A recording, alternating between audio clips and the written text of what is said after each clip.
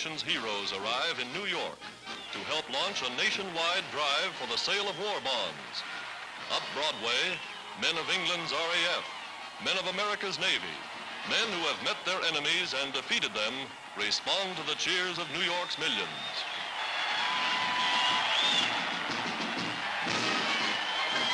Eager for a glimpse of the men they've read about, enthusiastic thousands gather in City Hall Plaza.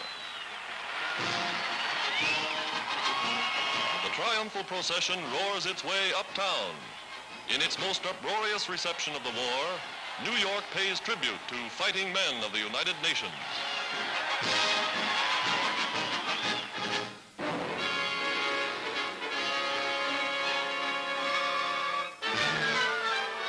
Training motorcycle dispatch riders for the U.S. Army, one of the toughest, most grueling courses in the service.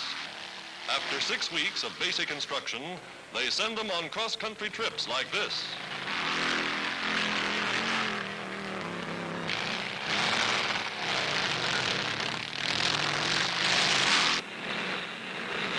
A terrific test for men and machines. They take the bumps in high gear. Now they're real veterans of the saddle.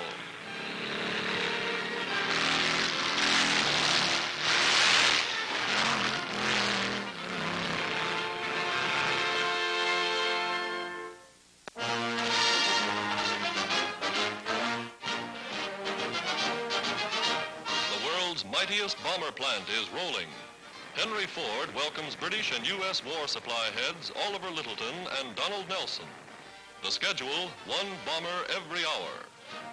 Second stop on their tour of inspection is the assembly line of a huge tank plant. 6 months ago, sleek, shiny automobiles were rolling through the grounds. Today, grim, heavy weapons of war are being readied for service at the front.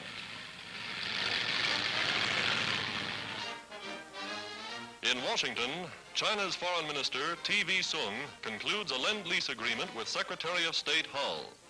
China will get more and more tanks and bombers to help Generalissimo Chiang Kai-shek. America promises all aid to her gallant eastern ally.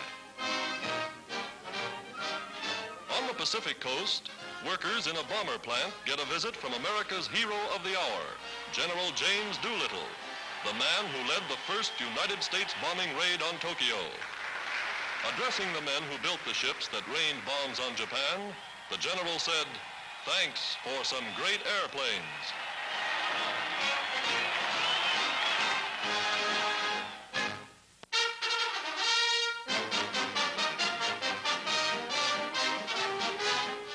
America, traditionally a maritime nation, mobilizes its mechanical and its industrial genius to build the largest fleet of cargo ships ever to sail the 7 seas. The method is unique in all the annals of shipbuilding. Ordering prefabricated ready-made parts from some 500 factories scattered throughout the country, the yards apply mass production technique, and the results are breaking all records. Average time to build a ship during the First World War, 11 months. Record time, 7½ months. Now they're completing them in 46 days.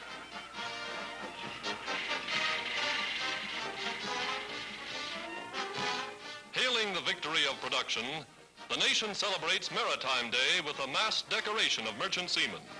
In New York, Mayor LaGuardia awards medals to men who have been victims of Axis submarines off the Atlantic coast.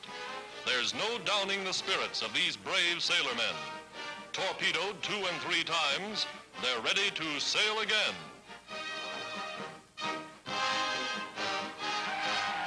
Victory ships, they call them now. And there they go, eager for the sea.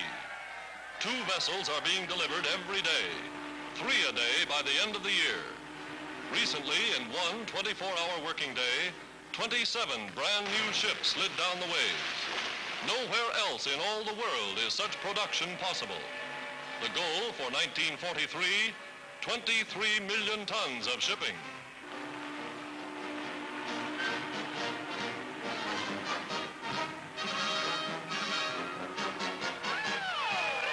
No sooner is one launched than they swing a new keel into place for another. Not a minute is wasted. Workmen working night and day, 7 days a week. to produce the ships America's enormous war effort demands.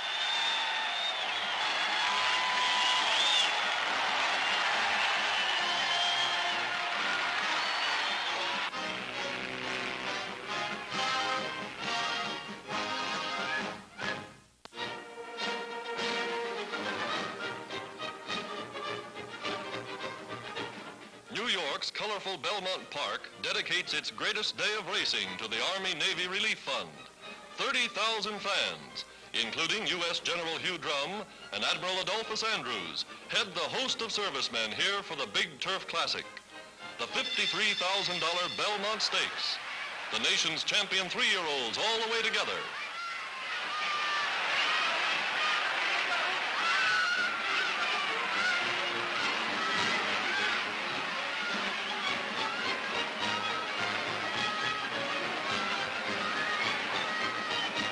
Betting nearly $2 million for the day, the crowd now sees their favorite Alsab running second. Shutout, the Kentucky Derby winner, is in front and there to stay. No matter which one wins, America's servicemen collect the profits. That's a real sporting gesture.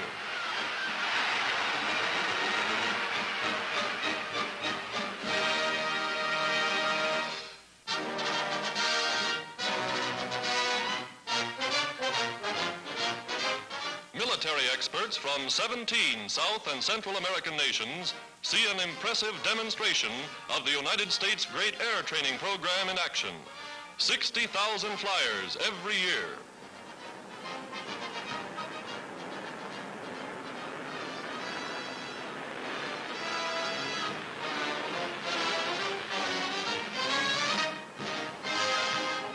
Their motors roaring defiance, this graduating class of young American Eagles are now ready to man the fighting ships of the Army and Navy Air Corps.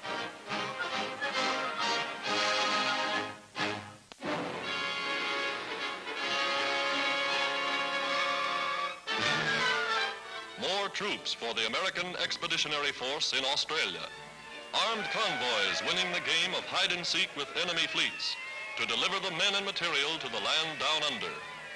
Girls of the Army Nurses Corps, American women going to war fronts around the globe with the men.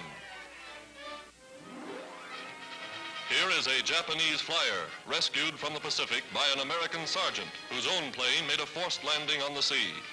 The Jap was floating nearby in the wreckage of his Zero fighter. The sergeant took him in tow and both were picked up by a passing transport.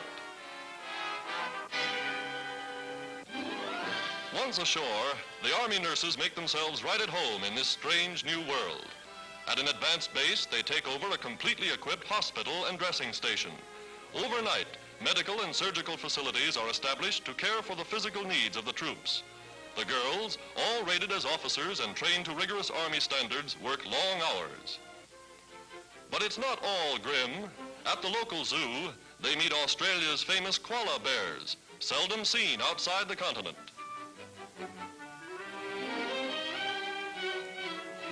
And Mr. Kangaroo jumps at the chance to meet some pretty American girls. Always on the alert, U.S. anti-aircraft units report on the double quick to gun emplacements well camouflaged from enemy scouting planes. This coastal area has been hammered for months, suspected prelude to invasion. But the American marksmen are ready and waiting.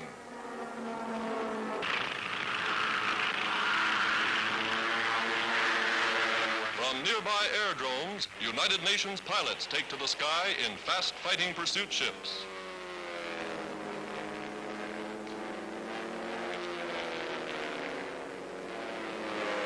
Scouring the area, these are the men who are defending the aerial approaches to Australia. And here's real action. Jap plane spotted. In a matter of seconds, the anti-aircraft crews are letting them have it.